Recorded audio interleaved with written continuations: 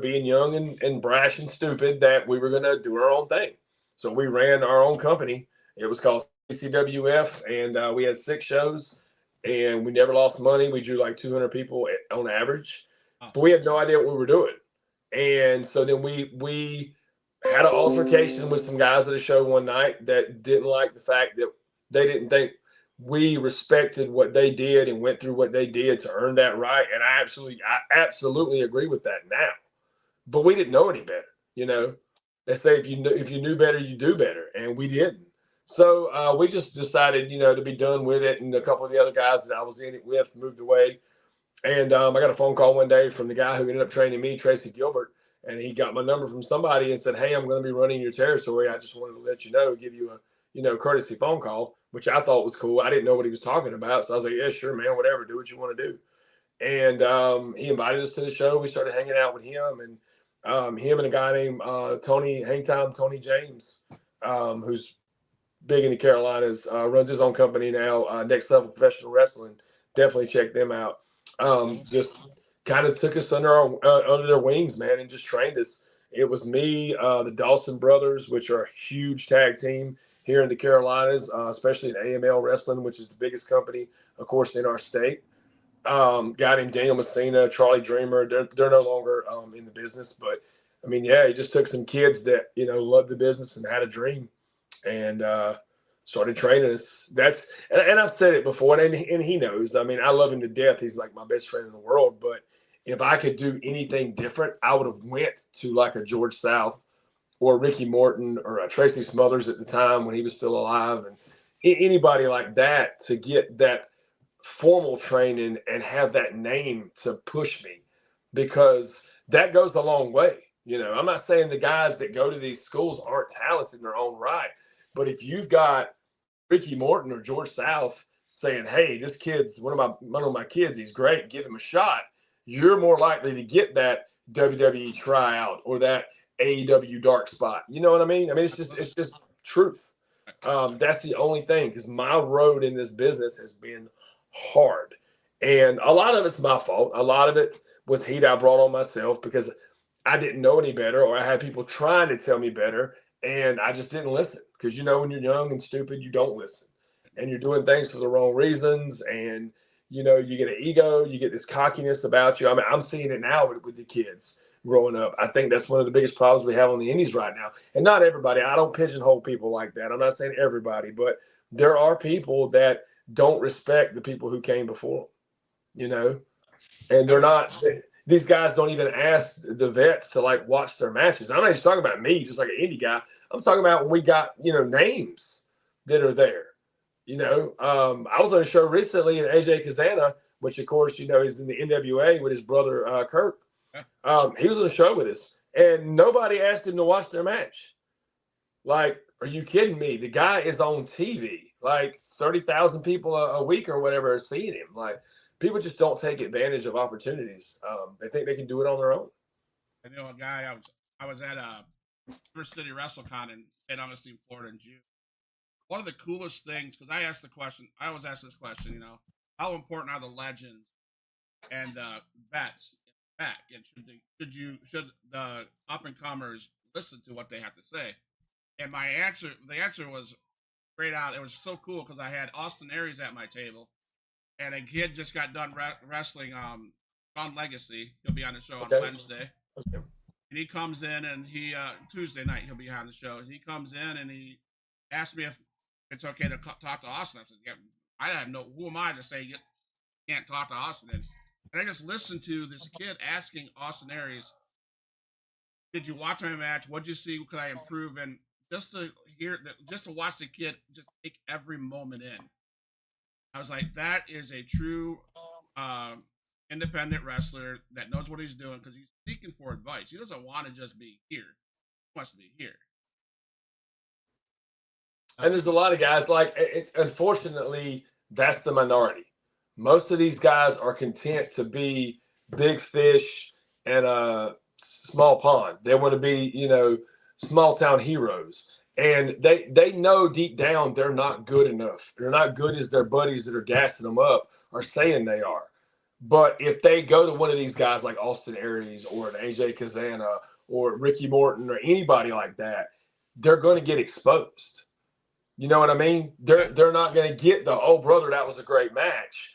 They're going to get the truth, and they can't take it sometimes. A lot of these guys can't. Yeah. So Rick says, seen you work a great match with Bobby Yella recently, and I believe have another one coming up. Is that correct?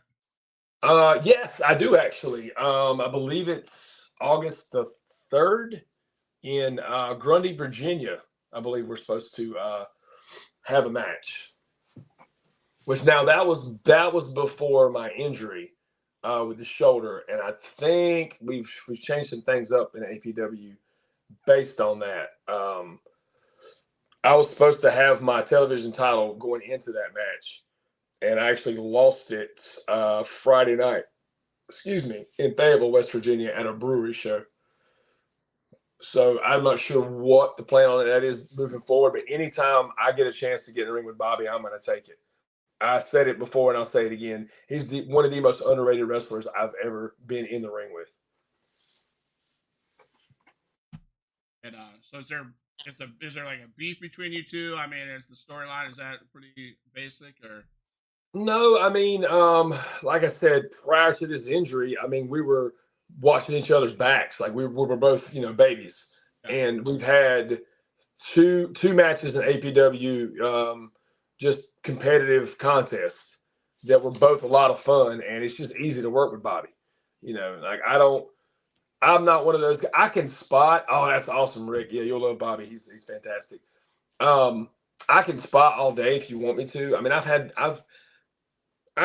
remember things. I'm a little older. I can't remember things like I used to sometimes, but I can spot. We can call something out and we can go, or we can get in the ring and we can walk and talk. I personally prefer to walk and talk. It's less pressure, it's easier, and the crowd reacts better. Because if we put together a match and we go out in this 15-minute match and we start doing all these spots and it's like a Southern, NWA territory crowd and they're just sitting back like this, are we going to keep doing the spots and boring them to death, or are we going to switch it up? So do you remember your first match and what was that like? Oh, absolutely. So the guy I was telling you about that I actually went to high school with, his name's Daniel Messina. He wrestled as Dr. Love. He actually reunited with us in WCEW. Me and Chet took on the Dawson brothers in Rockingham, North Carolina, and Buff Bagwell was in their corner, and we have Daniel Messina in ours. It was amazing. I actually got spray painted NWO by Buff and the Dawsons. So that was you talk about moments. That was a big one for me. That was but so it was me and Daniel, and it was a hardcore match. And like I said, there were 5 people in the crowd. 3 of them came with us. And I mean, I'm sure it was horrible. I'm sure looking back, if I was to watch it, it's probably got zero psychology, and we were no selling everything and just hitting each other with stuff. But for kids, man, I was like 18, about to be 19 at the time, and like it doesn't get better than that, Right. But yeah, I do remember that was my very first match, and then my first match after getting officially trained was against Tracy Gilbert, my trainer, and he spoon fed me the whole thing. I just listened, and that's the biggest thing, man. Like you've got to be able to listen and not listen to respond, but listen to understand. And when you're in that ring, you better listen, because if you're in the ring with the wrong one and you don't listen, you're gonna have a long night. Or a short night, depending on how you look at it. Yeah. So, do you have any, like, what would you consider your highlights of your wrestling career so far? There had to be a couple. Pick out as my highlight. Well, number one, and I'll say it, I don't know if you're familiar with a guy named Victor Andrews. Well, actually, he wrestles as Roosevelt now. One of my best friends. He's been in the business for, I think, 13 or 14 years. He's done tryouts, he's done Ring of Honor, he's been on TV, he's done all of it. And it was a few months back this year, a 60-minute Iron Man match, and it was empty arena. It was just me and him and cameras. There's a podcast that he co-hosts called the Best Damn Wrestling Podcast, and we streamed it on there, and we went 60 minutes straight. in a hot, I mean, it was probably 100 degrees in that building. And I've never, it was literally like a spiritual thing. It was like an exorcism for me because he knows about my past and the things I've been through and the things that have held me back and my self-doubt and things of that nature. And literally, if you watch that match, like we used that in the match. Like it got really emotional and we didn't, none of it. We literally just stepped in the ring and said, we're going to do this. And we called the whole thing for 60 minutes. And it's the hardest thing I've ever done physically. Like, I don't know how I kept getting up off that mat because there was several times I was done and he wasn't going to let me be done. So I'll shoot you that link if you want me to. Yeah, That's 100%. hands down the best thing I've ever done in my entire career. Other than that, wrestling in front of 5,000 people in Charlotte at a beer and taco festival once. Okay. That was pretty cool. That's the one with James Ellsworth in it? Was he there? No, Okay. this one, I think this was the first one they did, and this guy didn't do it after that, but it was mostly just a bunch of indie guys. Okay. It was cool because they had a concert going on, so Coolio was there. And, of course, I grew up on Coolio, and a band is pretty popular called Judah. Is it Judah and the Line, I think? Yeah, so they were there. That was pretty cool. And, of course, Dorton Arena a few years back, there's a company called FWE that runs in the Raleigh area, and they booked Dorton Arena. And I was in the Rumble in front of 1,200 people in one of the most famous, especially in this state, arenas in wrestling history. So that meant a lot to me. And then Victor, once again, there's a company out of Virginia called MATW. They're setting the world on fire right now. They are amazing. What is it called? MATW, Mid-Atlantic Territory Wrestling. Yep, it's run by Preston Quinn, who tags with C.W. Anderson. They're called the Extreme Horsemen. Just phenomenal. I mean, if you like old school wrestling, but like the production is like top notch. So their very first show, it was me and Victor Andrews starting the show out. So the very first match on MATW was me and him, and we stepped out into an arena of like 800 people, and they were so loud it sounded like 8,000. That was a huge moment for me, and that also came at a time when I was dealing with personal stuff. And it seems like any moment in my wrestling career, Victor's kind of been the guy to be there for me and push me. And the funny thing is, we used to absolutely hate each other. I mean, almost go to blows, hate each other. And it was just all over misunderstanding, miscommunication. He said, she said, just like everything else in the wrestling business or the sport, all the drama that goes along with it. And I saw him at a show one day. I just walked up to him and hugged him and buried it. And was like, whatever's in the past is in the past. And it's just been amazing since then. He just got back from Germany, and he's supposed to be going to England at the end of the month. And then when he comes back, we're supposed to go over to like Germany and some places with him. So I'm excited about that. I've never been out of the country. I've never been on a plane. Like, I mean, I told you that earlier when I'd messaged you, and I've put it on every podcast that I've been on this year. If a promoter will fly me in to wrestle on your show, I'll wrestle for free. That's how big of a goal that is for me. Because I'm 43 years old, man. I've never been on a plane before. And I promise you, I'll give you and your fans every bit of their money's worth. Adrian Whisper, I don't know if you're going to listen to this later on or not. I have an Adrian Whisper story. I don't know if he wants me to tell this, and he might. So when I first started in my career, he was down at the company the guy that was training me was running. And we did a show, I want to say it was in Roseboro, North Carolina, and they did a spot where he got on a basketball goal, the very top, like on the rim, and dove off onto like 8 guys. It was insane. And that was, yes, Adrian Whisper did that. Yes. Ask him about it. I'm sure he remembers it. I will. I'll ask him. I'm going to have to write that down. Jumping off. Yeah, he jumped off a basketball goal. Just like, I think it was like maybe 6 to 8 guys. It was this big multi-man deal they were doing. And that was I was like 19-year-old kid seeing that. I was like, wow. I've done my share of stupid stuff too. Oh my, have I ever? You get a hold of it because they have a $5,000 bounty on Damian Wayne's head to get him out of wrestling. So. Brother, let me tell you something. I've known Damian for a while, and there you go. Boom. John Thundercloud. That was it. Trey G's show. Yeah, John Thundercloud. He broke John broke his ankle. Yeah. But no, I guess I've known Damian for a long time and nothing but respect. He's one of the realest guys. I love watching him work. I was there when he won the NWA title, when it was him, Lance Erickson, and Chance Prophet. The only time we have ever touched each other in a ring was on that same. It wasn't the same show, but it was the same company. Because he was a big baby there, and we were the heels, and we hit the ring to beat him down and do a run in, and he ended up hitting me in the mouth with a drop kick. He was wearing his Jordans, so if I'm not mistaken. That's the only contact we've ever had. We've never been in a rumble together. We've been on so many shows together. I would love to come down to Florida and work with Damian, because we both I know he does that real fight shit. That's me all day. Like, I'm hard hitting in your face. Like, I lay my stuff in. I know he lays his stuff in safely, of course. And I think we would put on a phenomenal show. I don't see if you see the hair right here. Yeah, I see that. From my this dent. Right? Oh, I don't yeah. know whose head that is, but that was my first XIW show. Damien was there. I can't remember who all was there, but there was a lot of those chair shots all night long, and I mean that was real fight shit stuff. And Yeah. yeah. Oh no, you want, to me, when Damian was at his best, not that he's not great now, but him and Sean Denny, the matches they put on over the years, dear God, watch some of those.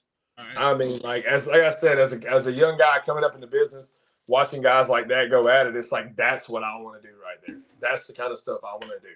I mean, yeah, John Sachs and Adrian Whisper. I don't know if you're gonna watch this later, but I think we need to get Sean Cruz down here to the XIW arena. So I don't know, but so as a veteran in the business, is there any advice you give guys wanting to break into the business or are a year or two in the business? I get asked that a lot, and it kind of varies. I mean, I think the number one thing you have to do is be honest with yourself. Okay. Do you belong in this business? Not necessarily in the business, but do you belong in the ring as a wrestler? Because I know it's everybody says pro wrestling's for everybody, and we're in this era in society where everybody's got to be included in everything. But I'm sorry, that's not the way it is. It's not the way it should be.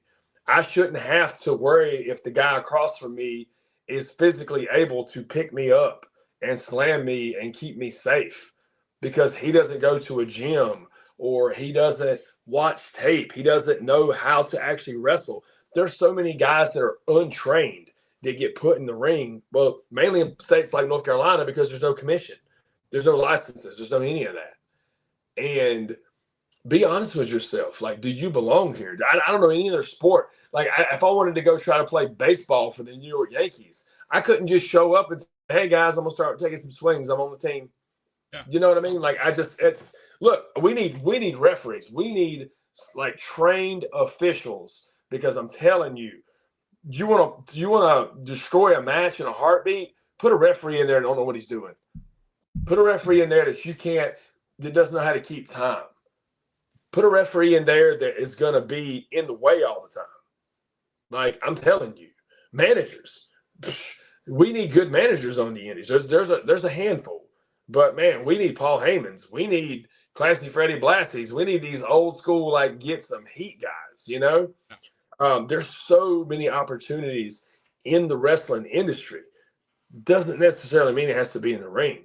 So just be honest with yourself. Like, if you saw yourself on a wrestling poster, would you pay 20, 15, whatever dollars to go see you wrestle? That's the way I look at it. And that's nothing against anybody personally. I've not always been the biggest guy. When I got in wrestling, I was $130, bro. They used to throw me around like a lawn dart, you know? But I, over the years, have put on some weight, size. I studied my tape. About year 5, I got serious about the wrestling business.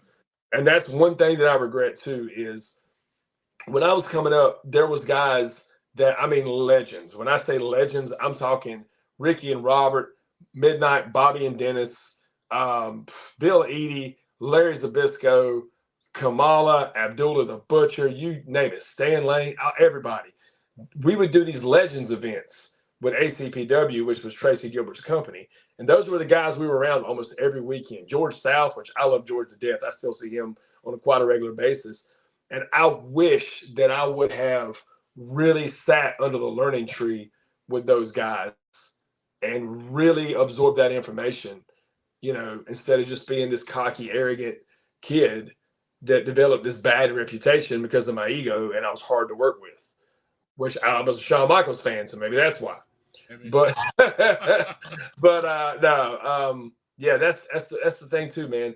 Listen, take advantage of every piece of advice given to you, especially from the guys that have actually drew money in this business and been places. Like, God gave us 2 ears and 1 mouth for a reason. Listen twice as much as you speak. And if a vet comes up to you and they're telling you something and you just don't believe it or it's outdated or whatever, don't yeah but them. Don't be like whatever old timer. Like, I've seen some really disrespectful stuff. All you have to say is, "Thank you, sir. I appreciate the advice," whether you use it or not. Right. Just be courteous, show respect. And not only that, show respect to everybody in the building. Right. The janitor, the person taking the tickets, the lady getting the costumes and the outfits when we take them off in the ring. Everybody, man. Not just the guy that you think if you kiss his ass that you're gonna get a spot or you're gonna get a title. Like, forget that. Oh, and for the love of God, going over does not mean you're over. You know what I'm saying? Like, these kids these days, I'm not gonna say all. Once again, I don't pigeonhole people. I don't want people together. But some of them, man, they just think it's real. They don't understand that. I know I've lost 100 times more matches than I've won, especially as a heel. But if I do my job, that's all that matters. You know what I mean? I want that babyface to go out there intermission and make all the money he can. That's all I want. That's it. I'm a very unselfish worker. I'm an unselfish entertainer, whatever. Promote whatever the promoter needs. As long as it makes sense and we're telling a story, I'm good. So yeah, I mean, just be honest with yourself. What is the reason you're getting in this sport? And is this something long term? Like me, if you get an injury like this, are you going to keep going? If you're sick one day when you wake up, you got a cold or you got a whatever, are you going to just call the promoter and cancel on him? No, this business is not cut out for everybody, and that's the biggest problem. Is there's so many people in it that I personally feel don't belong inside of a wrestling ring. Absolutely. So you mentioned old school feel, and I know you're in the Carolinas. Do you ever get over to like Mid-State or Herb Simmons, SICW or SCW up there in St. Louis? I have not, but I actually just did the podcast where they were talking about Herb Simmons a lot, and we're friends on Facebook now. I would love to. Like, I would love to go to some of the more old school promotions and go up north and go out west. And I think as far out west as I've been is Illinois. Okay. Me and Victor Andrews went out there and wrestled for Destination 6. That was a great experience. I want to get down to Florida. I wrestled some in Georgia in the past, some in South Carolina. But as far as like, I want to go to Jersey. I want to go to New York. Like, I just want to entertain people, man. Like, wrestling saved my life. And I just want to give back. Like, wrestling owes me nothing. I owe everything to professional wrestling. I'm going to get to Rick's comment in a minute. Fan interactions. I get it. From what you just already said, you answered that question. The fans are very important. If the fans aren't happy, there's no show, etc., etc. Now you hit on something briefly, but I'm going to ask you this question: when it comes to brotherhood and paying your dues, that's got to be important to you wrestlers in the business, I'm sure. Absolutely. Well, so to me, a lot of guys will say, the first few years you pay your dues. I don't think you ever stop. Like I said, wrestling owes me nothing. Right. And every chance I get, like if I can show up early and help out, I will. If I can stay late and help out, I will. I'll put out chairs. I'll put the ring up. Also, personally, I like having a hand in putting the ring up because then I can see how safe it is. I can see if there's any boards that look wonky or what the padding's like or any of that type of stuff. I don't like putting my safety in somebody else's hands if I can help it. But shout out to all the ring crews. Shout outs to all the promoters who actually have ring crews so we don't have to rely on the wrestlers showing up. Because a lot of guys, man, they don't do that. They'll be like, pay me to wrestle, I'll wrestle. Pay me to put up a ring, I'll put up a ring. And I get it. I get both sides of it. But me, I have no problem. Even with my shoulder like this, I was in Marmot, West Virginia Saturday night. And after the show, I was out there helping them tear the ring down. That's just me personally. I'm not asking for flowers or like a pat on the back. That's just me. That's just what I do. So I told you earlier on before we talked over the week. I do foster care, and my kids have questions they want to ask you. It's just basic. Yeah, you'll get it. It's basic questions. So everybody wants to know what your favorite food is. My favorite food. Oh man. Anything with protein in it. I try to get as much protein as possible. I'm really big. I like Italian food. Man, I don't know. It's to me, it's hard to beat a good Japanese, whether it's takeout or like hibachi where they cook it in front of you. Yeah. I think I'd have to go with that. Okay. If you have to have a pizza, do you put pineapple on it? Absolutely. Absolutely. Do you have a favorite TV show? Oh, wow. That's tough because I watch a lot of them. I guess right now it would be House of the Dragon, the spinoff of Game of Thrones. Yeah. You have a favorite movie? Well, I guess I should say The Godfather because of the current gimmick I'm doing. I do love the mobster and gangster movies though. Do you have any hobbies outside of wrestling? Honestly, I used to. I used to be big into gaming.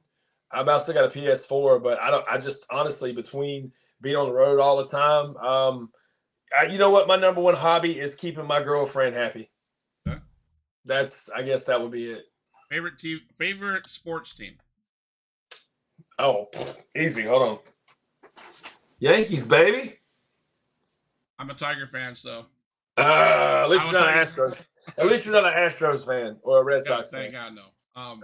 Quick story about Detroit Tigers and New York Yankees. I went to see my first spring training game last spring. The Yankees beat the Tigers 21-2, so that was kind of painful. Wow. Painful. Spring training. Yeah. Mount Rushmore of wrestlers. Oh, this is a tough one. Okay, are we talking founding fathers, Mount Rushmore, or just to me personally, Yours who personal. my most influential? Your personal. My personal. Okay. Shawn and Jericho have to be up there. 100%. I guess you'd have to have Flair. And I'm gonna throw a curveball out here because I think he's the best heel of all time, Roddy Piper. I'd have to agree. Well, I'm gonna get to Rick's question, and I like this question because I've had this guy on my podcast. Great guy.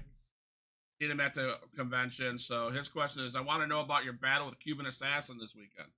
Oh man, that was wild because going into that, which I tore my AC joint last Sunday, so I wrestled Thursday night for APW because we do our weekly television tapings. Which if you love old school wrestling, you're anywhere in the West Virginia area, go to those, man. It's like Georgia Championship Wrestling 1983. It's beautiful. So I did that match and I was okay. So I said, okay, we'll go ahead and do the match with Cuban.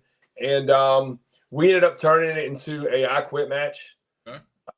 So it was really good. The fans seemed to be into it. We told a good story. Of course, he attacked my arm. Why wouldn't he? Because I got this giant brace on it. Right. He brought his little tool out he uses. He stabbed me in the arm.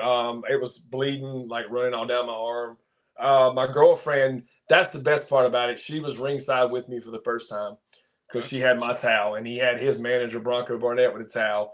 And she knocked it out of the park. She did everything she needed to do. She was emotionally, like, it was so many people came up to her after that and was like, that was phenomenal. So hopefully it'll be up. I believe they're getting it edited now, and they're going to post it to Rumble hopefully this week. and I'll definitely post it and I'll shoot you a link so you can check it out. Awesome. Absolutely. So some people want to know, why does classic not go out of style?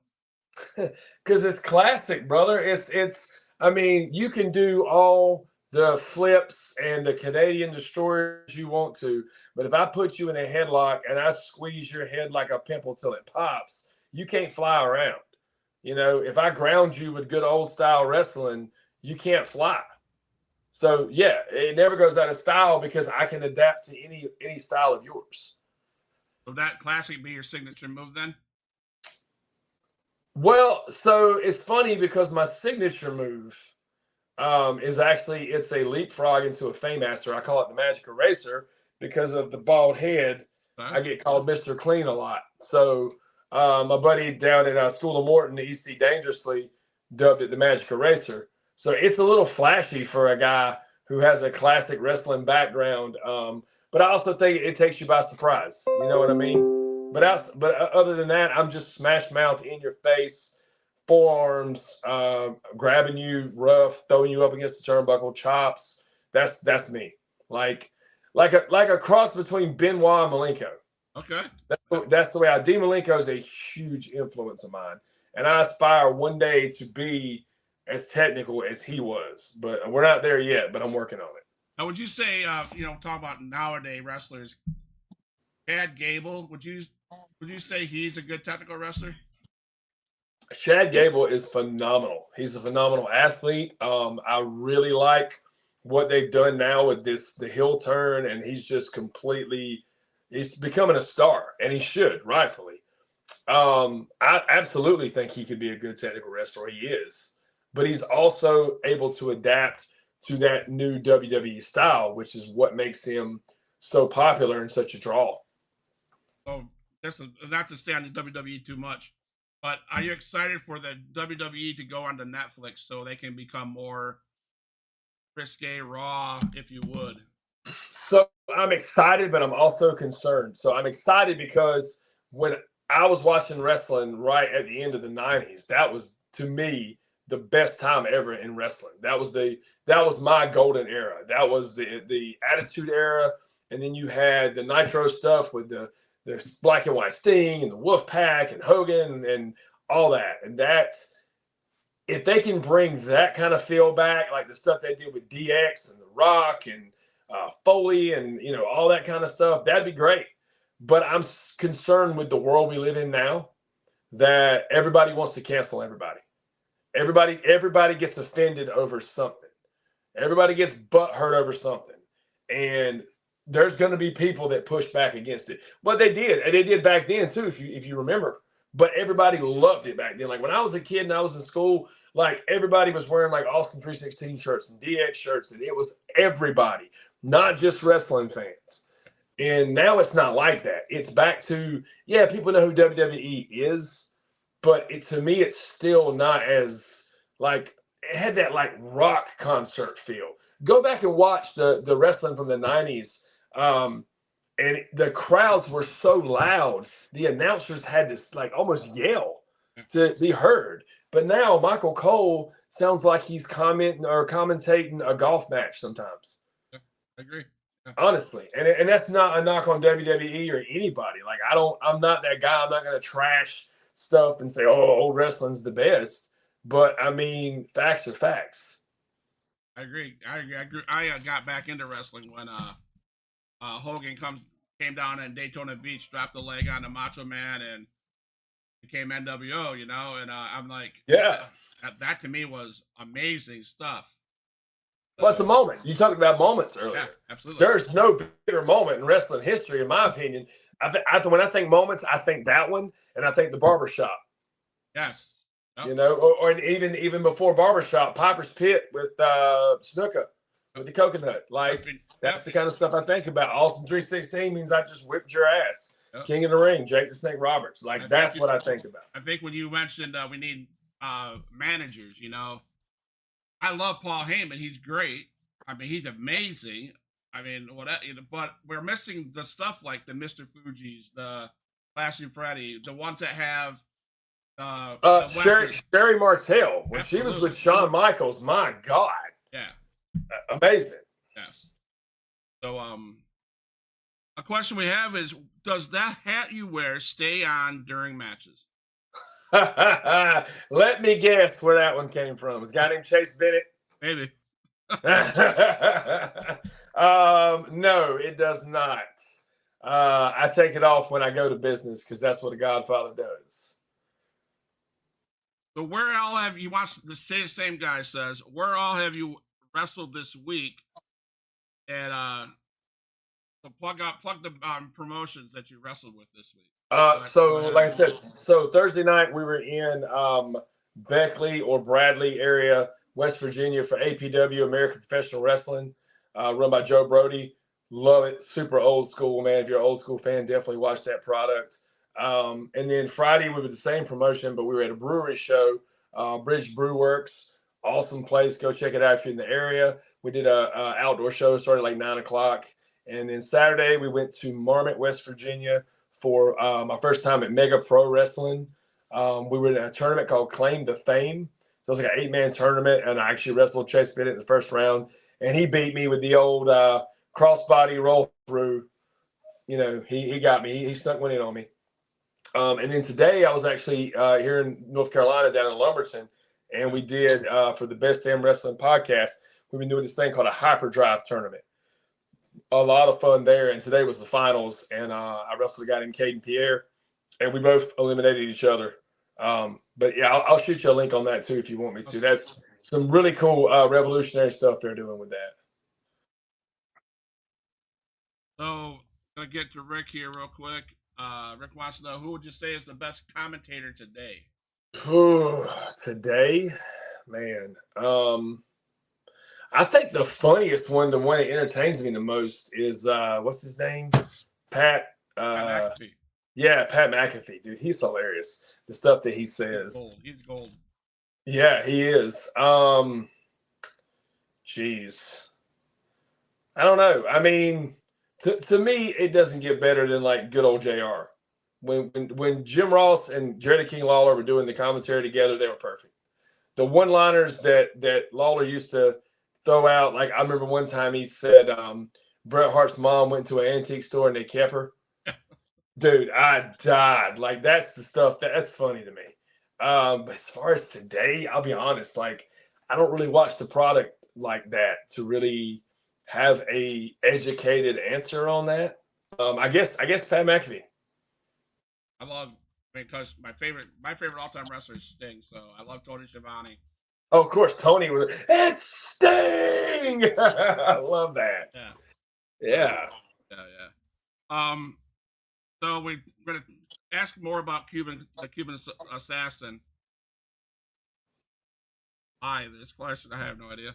Does the Cuban assassin's cargo pants in fact look musty? So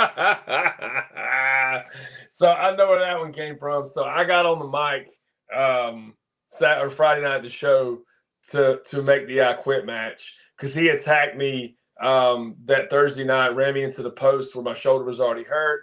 He made it personal. So I was like, if you've got any balls in those musty ass cargo pants that you wear, then you'll accept my I Quit match challenge. That's where that came from. But no, I don't know. I never really got close enough to smell them or even wanted to. So if there's anybody you wanted to wrestle today, who would be your dream match today? Oh my God! So I know he's signed with the AEW now. I think still. I guess I don't keep checking the product, but so I have left the wrestling business on a couple of occasions. Well, okay, that's a bit of a understatement. About 6. For personal reasons, mostly to do with my previous relationship. Once due to injury. Long story short, I was out of wrestling. We went to Universal Studios in Florida when TNA was doing the tapings there. We showed up, sat down to watch wrestling. First time I watched wrestling in forever. And the first person who comes walking out is Mike Bennett when he was doing the Miracle. And I watched him work, and I absolutely fell in love with him.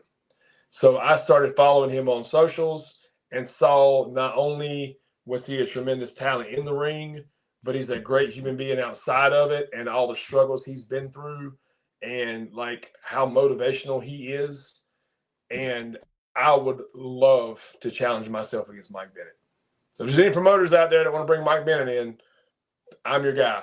Like, I would absolutely love that. So, fun facts about Sean Cruz. To respond, Chuck Norris is afraid of Sean Cruz.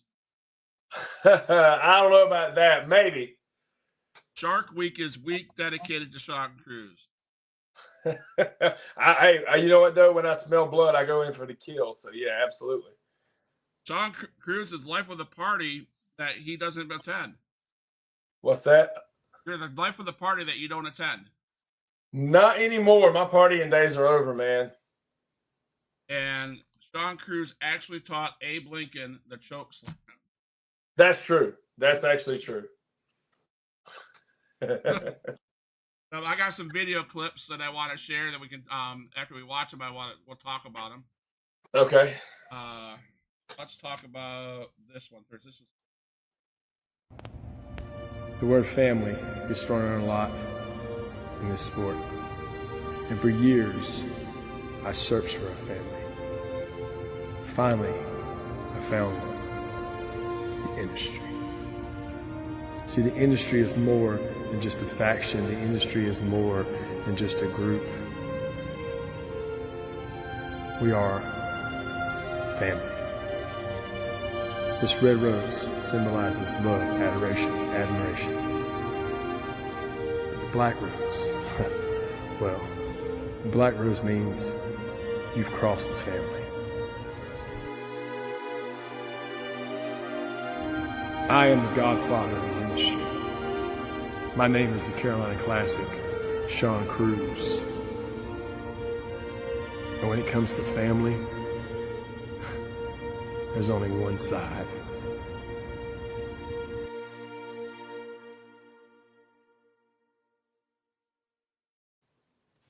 That's beautiful. Beautiful. Love it. The industry.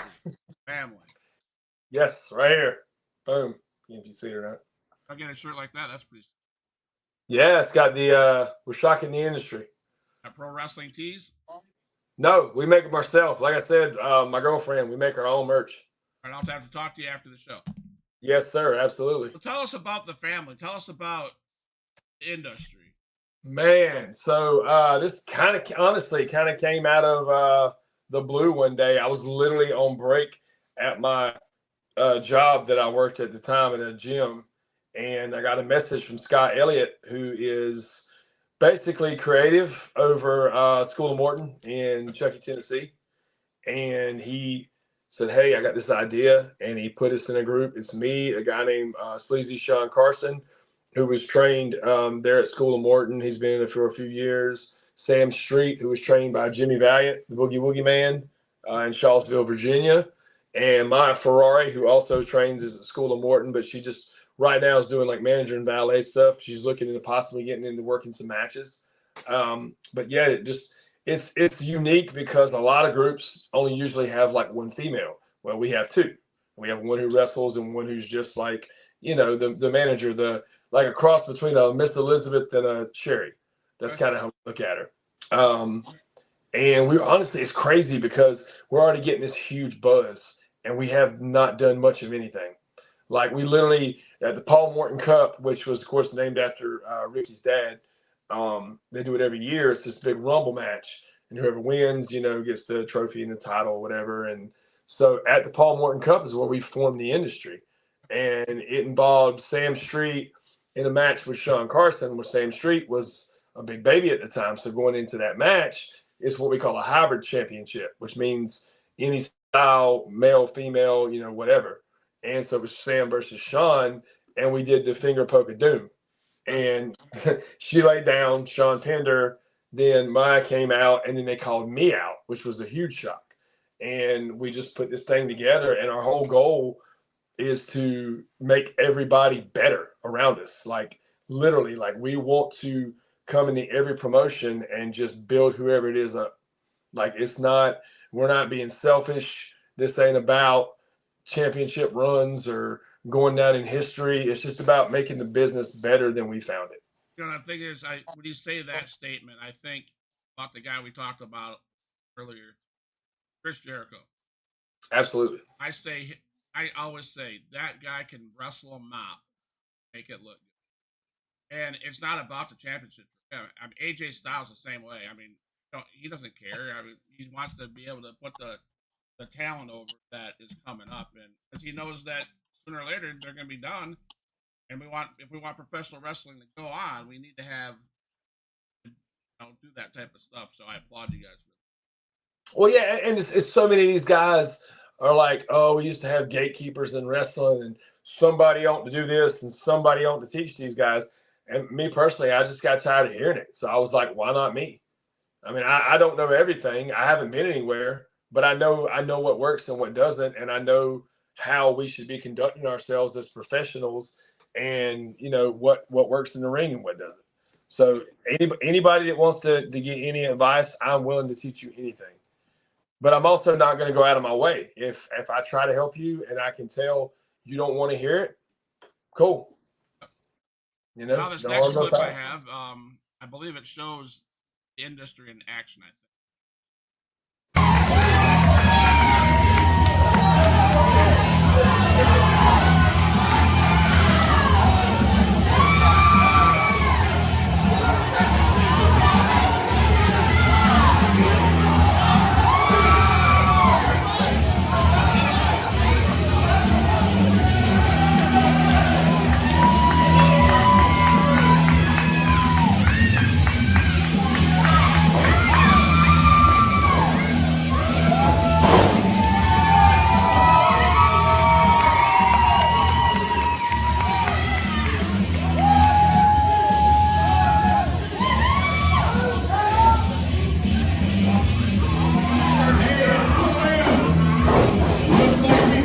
We got 4. Let's get this war started.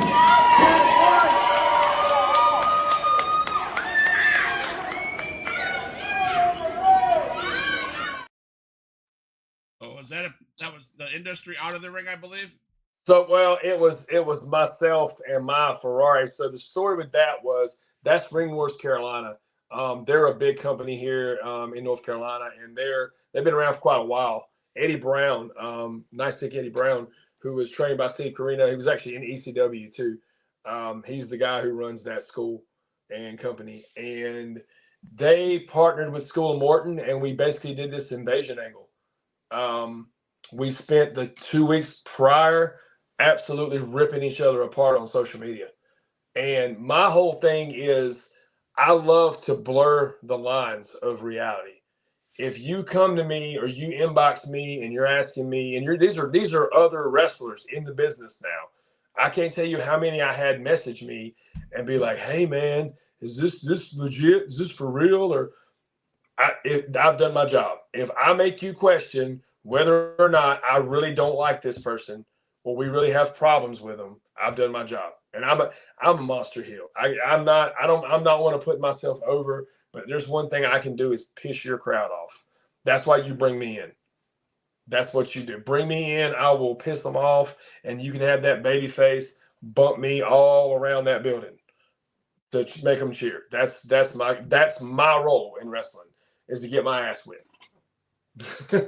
But as far as that goes, yeah, that was just me and Ferrari. But we were put with Blade Gibson, Santiago. And I forget who the other guy was. There was 5 of us. It was 5-on-5. It was Team RWC versus Team SOM. But that show, actually, we almost started a riot. We had one girl come across the rail and try to cut one of our girls, and another one threw water all over another one. Oh. That's what we bring. That's what the industry does. We bring old school heat. Like, I want that Roddy Piper, Classy Freddie Blassie getting stabbed heat. That's what I want. I'm sorry. That's what you bring. I want to see you down here in Panama City. I would love to. Absolutely love to. Love to do that. Bring the whole, bring just me, bring the whole crew. Like, we'll make it work, man. I love to entertain people and I love to perform. I'll get a hold of Adrian Whisper and tell him to reach out to you, man. Because absolutely, I love to. I haven't talked to him forever. That would be great. Yeah, we're up to our hour. So I'm going to give you the mic, and I'm going to close the show. after I Okay. close the show and play some exit music. Don't go anywhere. I'd like to ask you a couple of things off camera. Okay. So, Huge Pop Wrestling Podcast fans, people that are going to watch this later on, we've had a joy to talk to Sean Cruz. It's been a pleasure to hear, pick your brain and hear your stories. So I'm going to let you close the show. And after you're done, I'll hit the music and then we'll talk afterwards. Pop Wrestling Podcast. Boy, Sean Cruz. Go ahead. Man, I just want to say thank you for having me on, man, and thank all the professional wrestling fans, people who support us out there. Like, without you guys, we wouldn't be able to do what we do. If you like to be entertained, give wrestling a chance, man. If you've never been to a wrestling show, if your buddy, your mom, your dad, get them to a live wrestling event, and I promise you, we'll send them home happy and entertained. And that's the main reason I still do at 43 years old what I'm doing. Is the world is not a very good place. I mean, not getting political, but look what happened yesterday. You know, whether you which side of the fence you're on doesn't matter. A man could have potentially lost his life. One man did, defending his child, which I mean, as a father myself of a 10-year-old girl, like that's amazing. But stuff like that happens every day, and there's stuff you don't even know about. And there's everybody's, you know, financially burdened, and they're spiritually burdened, and all these problems. So on the weekends, if they can come to a show that I'm on, and I can make them forget about their problems for the 5 to 10 to 15, 20, whatever, how many minutes I'm in the ring, pour that into me as a heel. Yell at me. Say to me what you can't say to your spouse or your kids or your boss or whoever. Like, yell at me. Get all that negative energy out towards me.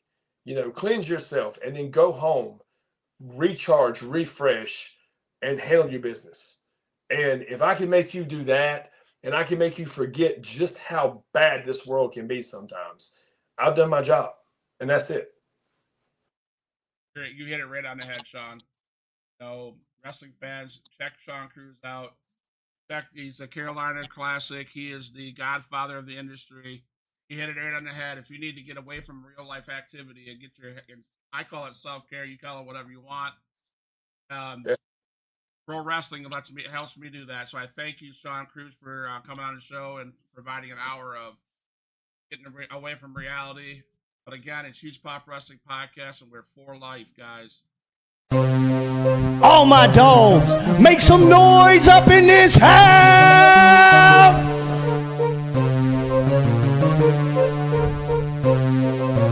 Who is in the house? Who is in the house? It's the gangster of destruction, so you know what's going down. And when the drive-by's coming, then you better hit the grind. Cause when your body hits the canvas, then your ass is not